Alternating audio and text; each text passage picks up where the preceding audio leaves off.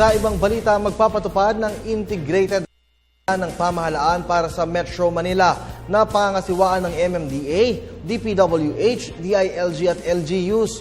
Ito ang tinalakay sa ginanap na Flood Summit sa Kamara nitong nakalipas na Huwebes, Mayo 8 na pinangunahan ni House Committee on Metro Manila, Chair Winston Castelo. Layunin nito na masolusyonan ang pagbaha at maiwasan ang epekto ng anumang uri ng kalamidad. Ayon kay MMDA Chairman Francis Tolentino, kabilang sa programa ang declogging at desilting ng lahat ng malalaking drainage system sa Metro Manila. Sinabi naman ni DILG Secretary Marojas na patuloy ang pagre-relocate ng pamahalaan sa mga informal settler families na nasa estero. Target anya ng pamahalaan na ma-relocate ang 20,000 pamilya hanggang taong 2016. Estero natin ay 273. 273 yon. Ganun kadami yon. So ngayon, nakafocus lang kami sa 15 na malalaki.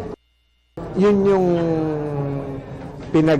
nakakonect dun sa maliliit na talagang ito yung maraming informal settlers, ito yung talaga mataas na yung siltation, ito yung mga hindi napuntahan ng mga nakaraang panahon.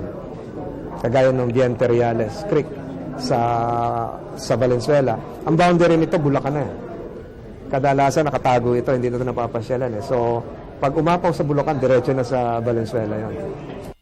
Kaya kami po sa DILG ay kabahagi ng pambansang pamahalaang programa para matugunan nga itong taunang problema natin sa pagbabaha.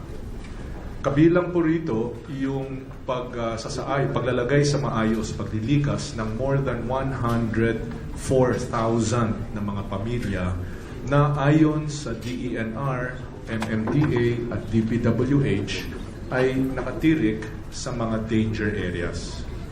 Of these 100,000 ay may programa po tayo na taon less 20,000 families ang ililikas taon-taon. Meron kong programa, consolidated program with MMDA and with DPWH na nagkaroon po ng 8 priority river areas na doon uunahin dahil doon din po ang pinakamaraming informal settlers na nakatirik at doon din po dumadaan ang tubig. And the fish pens occupy now roughly 20 to 22,000 hectares of a 100,000 hectare lake. Kung cholesterol po yung fish pens, it's ripe for a heart attack, ang Laguna Lake.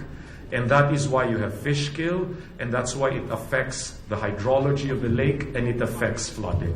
And that is why the demolition plans that we have for the lake on the fish pen side and the fishery side is really ongoing, and we have a schedule for at least 5 for demolition, because under the fisheries code, you really have to make sure that it's below 10% of the carrying capacity of the lake. Because, 10% lang yung carrying capacity maximum. Over 20-25% na po, nasasakal na ang lawa.